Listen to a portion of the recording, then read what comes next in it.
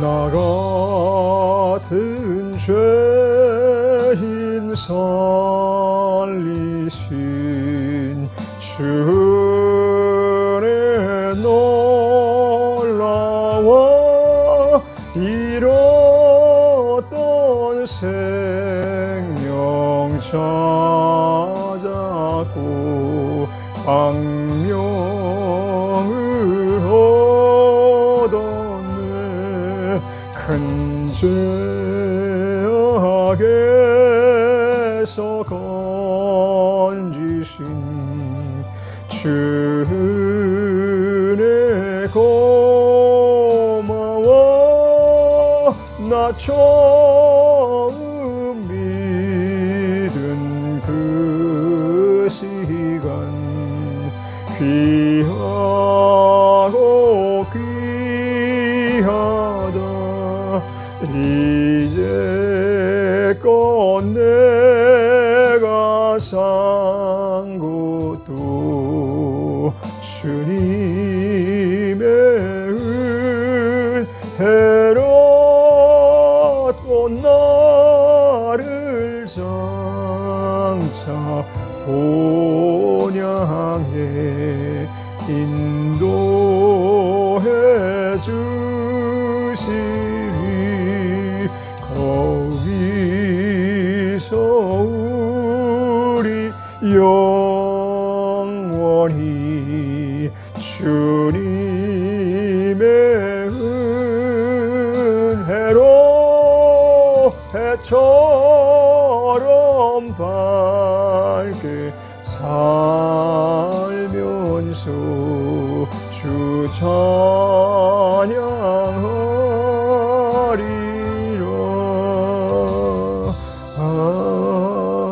아멘.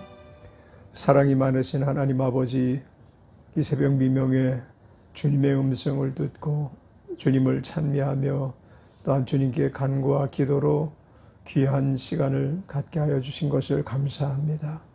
말씀하사 예배로 신령과 진정을 다하여 드리는 예배가 되게 하여 주시고, 주의 임재가 계신 곳에서 주님의 나타나심을 우리가 누리면서 하나님을 찬양하는 시간, 경배하는 시간, 예배하는 시간 되게 하여 주옵소서.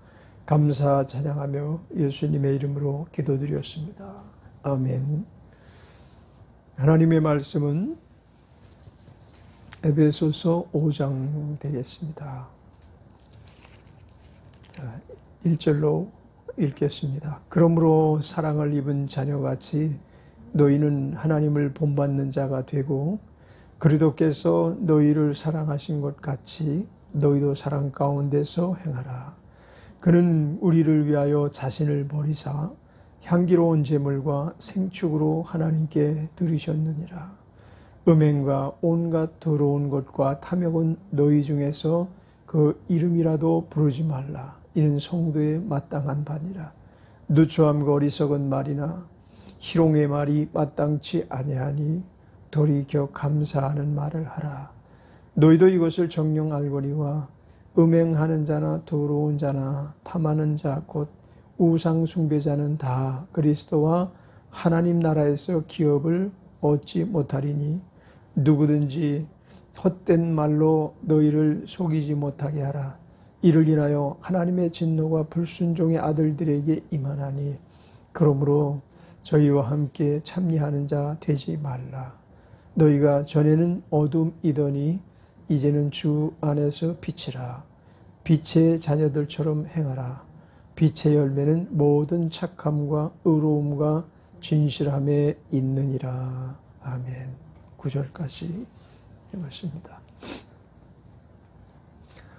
에베소서 4장 말씀을 통해서 한 7번 나누어서 이 새벽에 은혜를 많이 받는 시간을 가졌는데, 에베소서 5장도 참 기대가 되는 그런 성경 구절을 많이 담고 있어서 정말 이 시간에 우리가 정신을 바짝 차리고 하나님께서 우리에게 무엇을 원하시는가, 분명하고 확실하게 깨달아 아는 시간이 되었으면 좋겠습니다.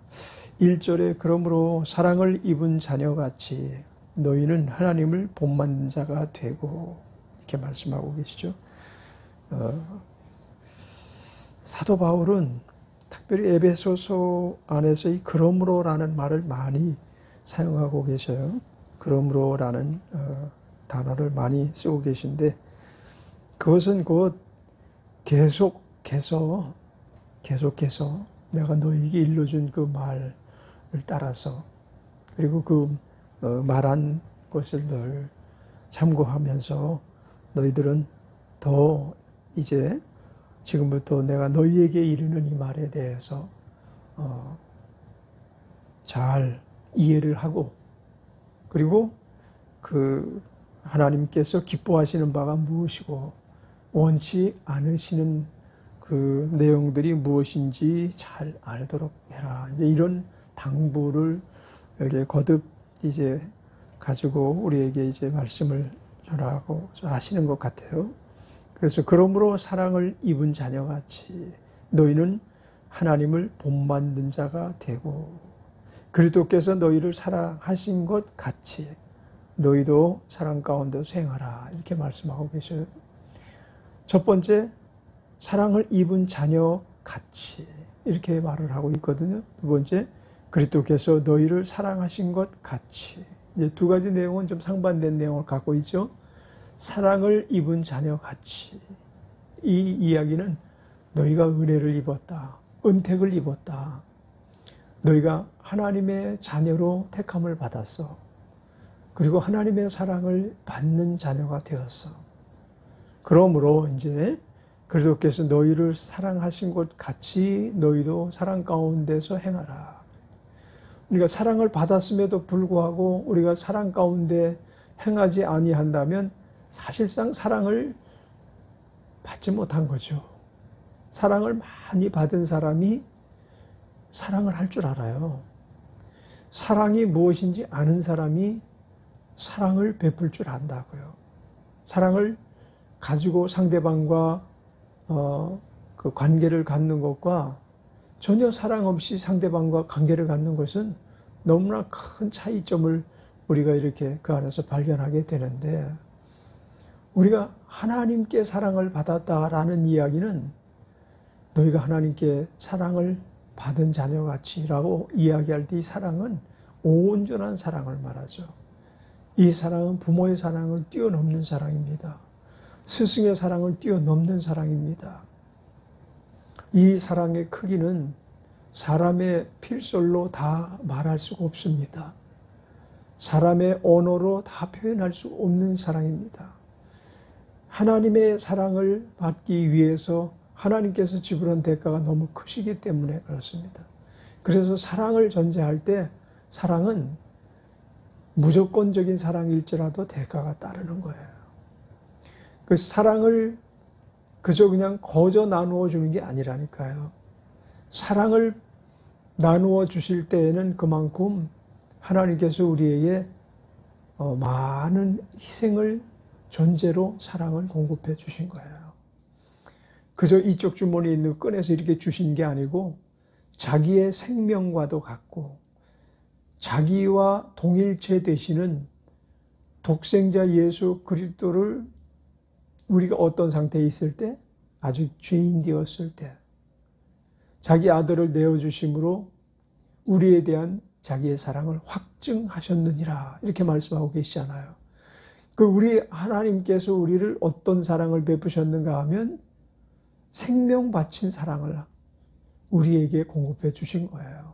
근데 그 사랑받을 만한 가치가 있는 사람에게 그와 같이 정말 미모도 뛰어나고 그리고 스펙도 뛰어나고 그런 한 여인이 있다고 가정을 해봅시다. 근데 그 여인이 성품도 착하고 미모만 아름다울 뿐만 아니라 가정 배경도 아주 우수한 혈통 안에서 태어나서 아주 조신하게 청소년 시절을 보냈고 자기를 연마해서 많은 사람들의 아주 선호도 100%를 지니고 많은 사람들과 인간관계를 나눈 것을 보았을 때 아무나 그에게 근접할 수 있겠나요? 아무 남자나 그에게 프로포즈 할 수 있겠나요? 아무 남자나 아마 프로포즈 못할 거예요. 그만큼 무언가 사랑받을 만한 가치를 지니고 있기 때문에 그러죠. 어떤 한 남자가 미국의 유수한 대학교에 가서 수학을 했고, 그리고 거기서 학위도 받고 또 좋은 직장을 갖게 되었어요. 다시 말하면 신부에게 있어서 최고의 신랑감이 등장한 거예요. 그럼 아무나 그에게 프로포즈해서 그가 그 남자를 자기 남편으로 맞이할 수 있을까요? 그에 걸맞는 자격을 갖추고 있을 때 그를 사랑할 수 있는 것이고 그의 사랑을 받을 수가 있는 거거든요. 근데 그와는 좀 구별되는 사랑이 있죠. 부모가 자녀를 사랑하는 것.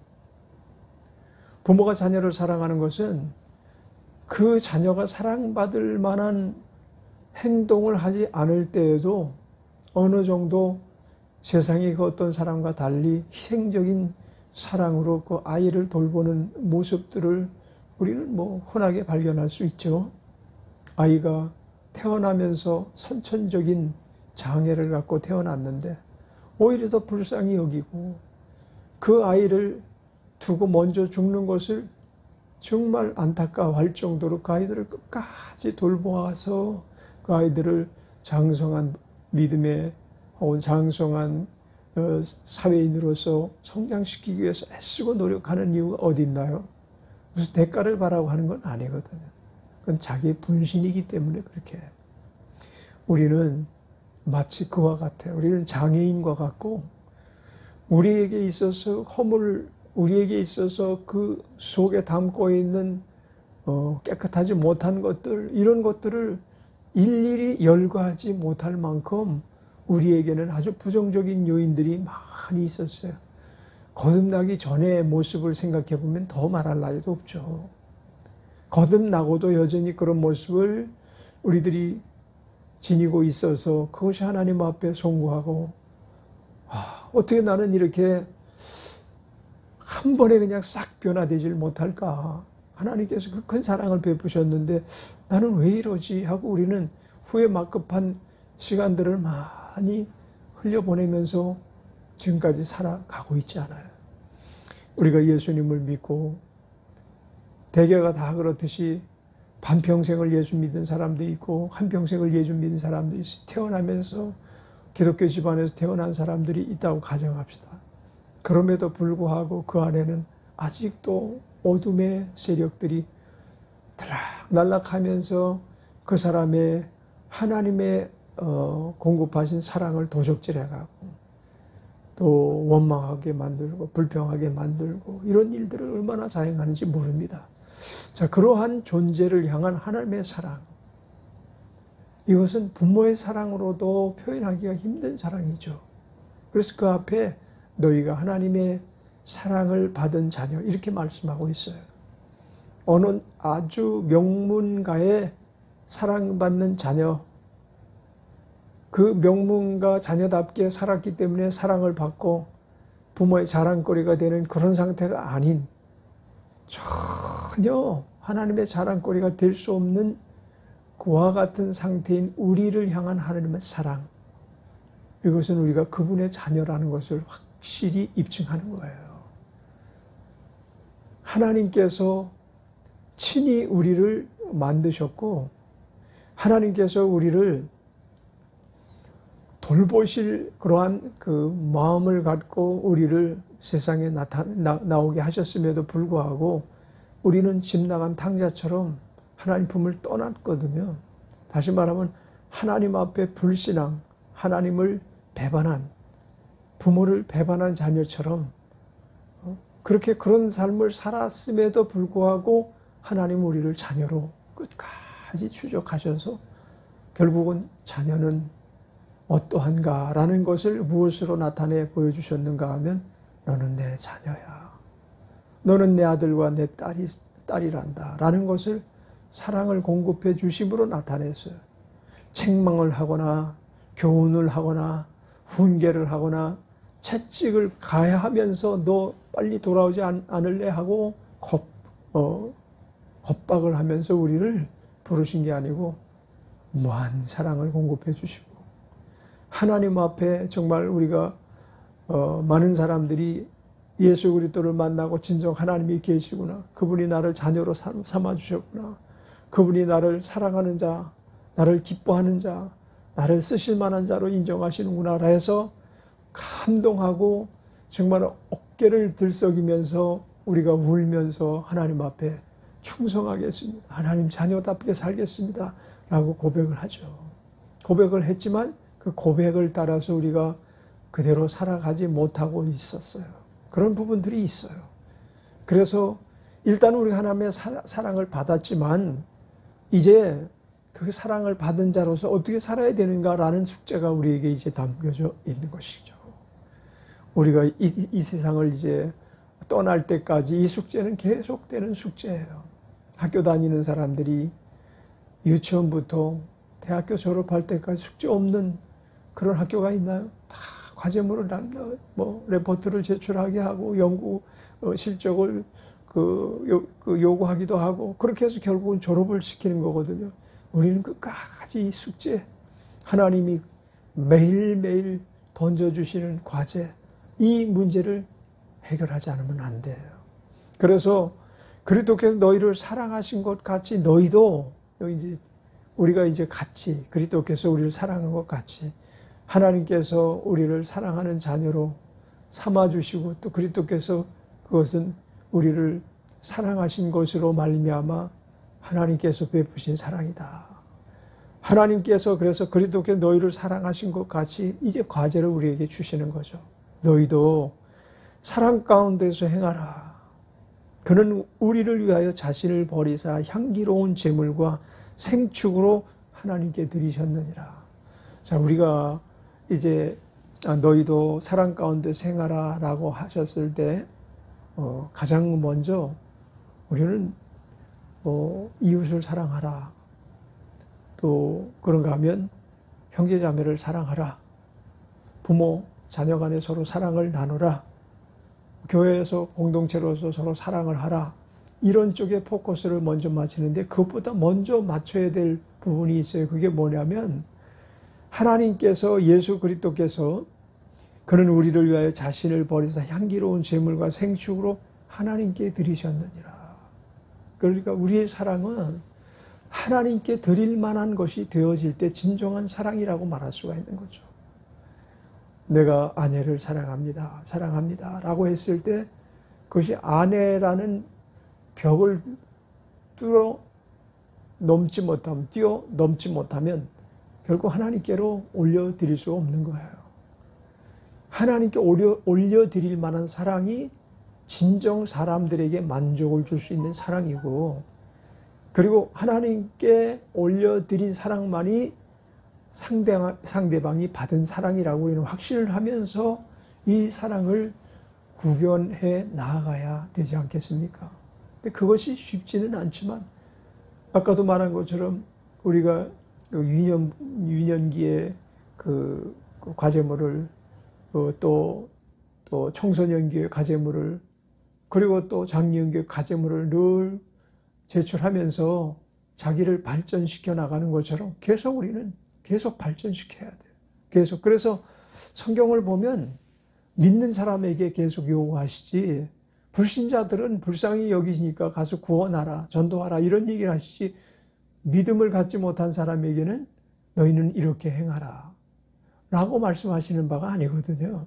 그래서 이거는 목사도 들을 만한 이야기고 장로도 들을 만한 이야기고 사도도 들을 만한 이야기예요. 물론 사도의 입을 통해서 우리에게 전달되는 말씀이지만 사도도 그 말씀을 경청하는 가운데 그 말씀을 이루는 가운데 우리에게 증거할 때 그것이 하나님께 드려지는 거예요. 자기는 이루지 않으면서 제자들에게 이렇게 행하라. 그건 하나님께 드려진 게 아니죠.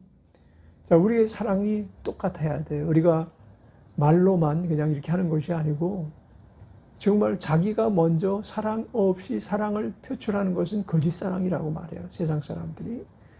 그와 같이 얼마든지 상대방에게 거짓 사랑을 나타낼 수 있어요.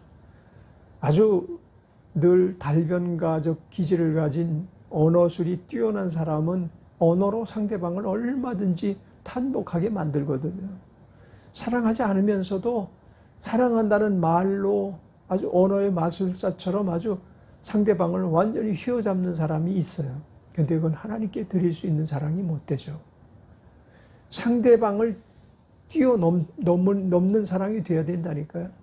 상대방을 뛰어넘어 그것이 누구에게까지 전달되는 하나님께까지, 그건 진실한 사랑 안에서만 나타나는 현상이죠. 사랑도 그렇고 모든 봉사도 그렇죠. 봉사도 가식적인 봉사가 있고 정말 진실한 봉사가 있는 거거든요. 헌금도 그래요. 헌금도 아주 봉투에 깨끗하게 정성껏 담아서 주일마다 11조로 혹은 감사로 또는 허물을 위한, 또 교회 건축을 위한, 또 선교를 위한 그러한 헌금을 드렸다고 가정합시다. 그런데 그 마음속에 기쁨이 없이 하나님께서 받으실 만한 향기 나는 예물이 되지 않을 때에는 그 벽을 뛰어넘은 것이 하나님께까지 전달되어지는 그와 같은 봉사가 못 된다는 거죠. 그러니까 우리의 지금 허상과 우리의 진실, 우리의 본질과 우리의 그 거짓된 그러한 행위들이 결국 누구 손해인가 하면 자기 손해인 거야. 하나님이 우리를 사랑하신 것 같이, 예수 그리스도께서 우리를 사랑하신 것 같이 그 안에는 거짓이 전혀 없이, 그리고 말로만이 아닌, 예수님께서 오셔서 막 제자들을 야단치시고 고통을 하고 또한 명설교를 하심으로 감동을 주시다가 그냥 가신 분이 아니고, 사실 제자들이 감동을 받은 것은 주님의 말씀이 눈앞에서 이루어지는 역사, 그 안에서도 물론 감동을 받았겠지만 그들이 자기들의 생명을 바치는, 예수 그리스도께서 자기를 향한 사랑과 동일한 사랑을 재현할 수 있었던 것은 그분의 사랑의 본 모습을 보았고, 그것이 우리를 향한 사랑의 크기, 우리를 향한 진실한 하나님의 사랑이라는 것을 알았기 때문에 그의 자녀로서 마땅히 그와 같은 길을 따라 행한 것이라고 볼 수밖에 없는 것입니다. 자, 그래서 우리는 자신을 버리사 향기로운 제물과 생축으로 하나님께 드리셨느니라. 이것이 제자들에게도 그와 같은 큰 감동이 되었지만 하나님께는 향기로운 제물이 된 거예요. 그래서 그와 같은 것들이 우리의 사랑의 본 모습이 되어야 된다. 3절에 보면 음행과 온갖 더러운 것과 탐욕은 너희 중에서 그 이름이라도 부르지 말라. 이는 성도의 마땅한 바니라. 자, 이게 이제 우리가 지금 우리의 진실을 거짓으로 바꿔버리게 하는 그와 같은 우리의 옛사람이 가지고 있었던 단정치 못했던 품행이 바르지 못했던 부분들을 하나씩 이제 열거하시면서 너희가 그리스도인이 되었다면, 하나님이 자녀 되었다면, 성도가 되었다면 성도의 삶이 마땅한 게 이런 부분들을 없애야만 되는 거야 라는 말씀인데, 음행과 온갖 더러운 것과 탐욕은 너 중에서 그 이름이라도 부르지 말라라고 말씀하고 있는 것입니다. 사실은 음행이나 탐욕 이런 것들이 굉장히 사람을 즐겁게 만드는 요인들이 있어요. 육신적으로 보면 굉장히 짜릿하게 사람들을 유혹하는 그런 매력적인 부분이 그 안에 있는데, 사실은 그것은 인간을 멸망으로 이끌어가는 죄성과 악성과 독성의 한 부분이에요. 인간을 병들게 하는 부분이라니까요. 우리 몸에 갖가지 질병이 우리를 지금 코로나19로 인해서 전 세계 사람들이 얼마나 많이 죽어가고 있어요. 그 질병의 다른 한 부분일 뿐이에요. 음행이라는 것이 얼마나 큰 질병인지, 이게 이제 지옥에 가서 받을 형벌에 대한 어떤 씨뿌림의 현상이기도 하지만 그것이 그 자신의 삶을 완전히 썩게 만들어가는 질병인 거예요. 아주 무서운 질병이죠. 온 인류가 알면서도 막지 못한, 예방약을 맞을 수도 없는 이 정신으로부터 계속 육체를 불쏘시개에 집어넣게 하는 그런 요인들인데, 이걸 더러운 것과 음욕과 탐욕, 이것은 자기를 망하게 하는 길이에요. 그러면서 성도로서 마땅히 나타나서는 안 될 아주 중요한 부분 중에 한 부분이라고 말할 수가 있는 것입니다. 4절, 누추함과 어리석은 말이나 희롱의 말이 마땅치 아니하니 돌이켜 감사하는 말을 하라. 상대방이 우리가 어떤 일을 할 때 아유 감사합니다 라고 이렇게 말할 때 참 듣기 가장 좋은 말이 아닐 수가 없죠. 그죠? 고맙습니다. 감사합니다. 외국 사람들은 감사합니다. 땡큐 이런 말을 아주 잘 쓴다고 그러죠. 근데 우리 한국 사람들은 그런 말을 잘 쓰질 않아요. 그리고 또 반대로 또 죄송합니다 라는 말은 감사합니다 라는 뜻의 다른 표현일 수 있어요. 죄송합니다 라는 말이 상대방을 감사합니다 라는 말을 들은 것과 동일하게 굉장히 상대방이 그 말한 자를 호감 갖게 하는 말이죠. 감사합니다 라는 말을 잘하는 사람, 이 사람은 왜 이래? 그리고 불평하고 항상 입이 대빨 나와가지고 꼭 화난 얼굴로 이렇게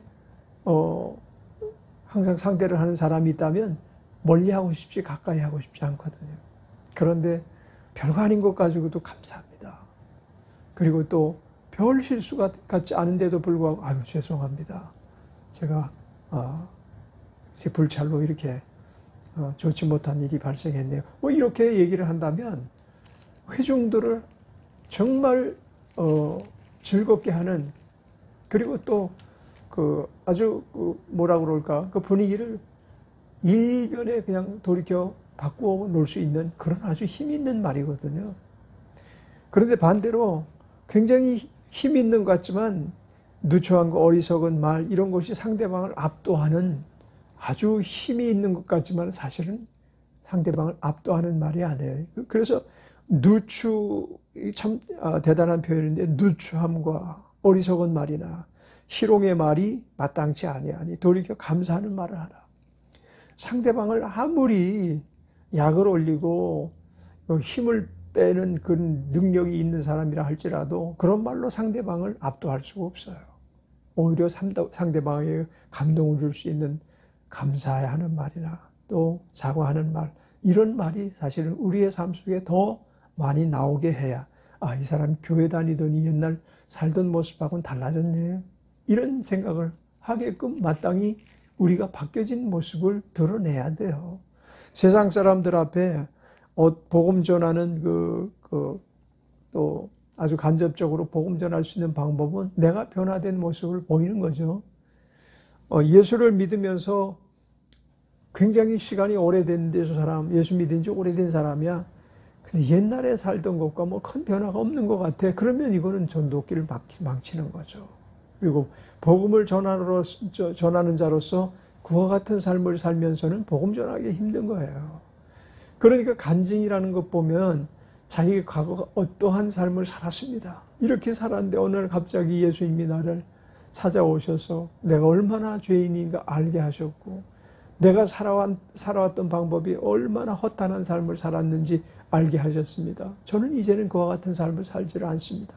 근데 돌이켜서 그 사람이 말은 그렇게 하고 이렇게 나중에 소문을 들어보니까 그 사람 말은 잘해도 그와 같이 사는 모습을 본 일이 없어. 그건 그냥 사람들에게 가문이설로 말하는 거야. 이런다면 이건 큰 문제거리라 된다. 그거는 정말 누추하게 이를 데가 없는 행동이고 어리석게 이를 데 없는 행동이거든요.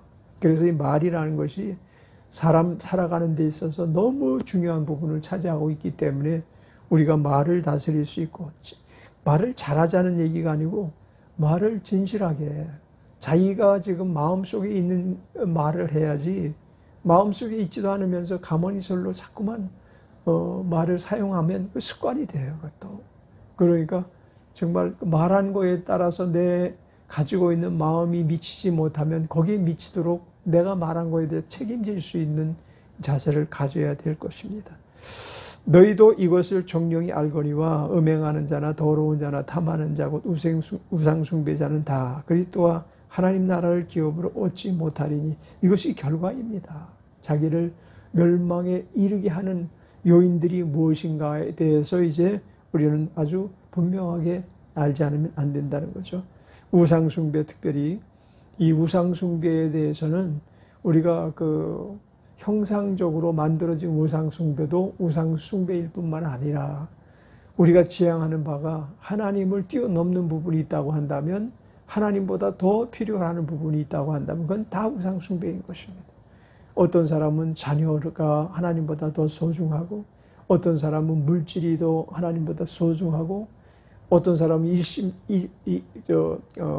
출세하는 것, 입신 출세하는 것이 삶의 목표이고 예수 믿는 목적이라고 하는 그것도 우상 숭배인 것입니다. 우리는 늘 우리 하나님의 기업이라는 것을 초월하지 못하도록, 그 무엇도 하나님의 기업을 뛰어넘지 못하도록 우리 자신이 늘 단속하면서 우리는 하나님의 기업이다, 우리는 하나님의 성도다, 우리는 바람직한 하나님의 자녀로서의 삶을 살리라 다짐하고 결단하는 우리가 되어야 될 줄 믿습니다. 우리는 이제 빛의 자녀입니다. 세상에는 어둠의 자녀가 있을 뿐만 아니라 또한 빛의 자녀가 있습니다. 우리는 둘 중에 하나의 좋은 편에 속해 있다는 것에 대해서 하나님께 감사합시다.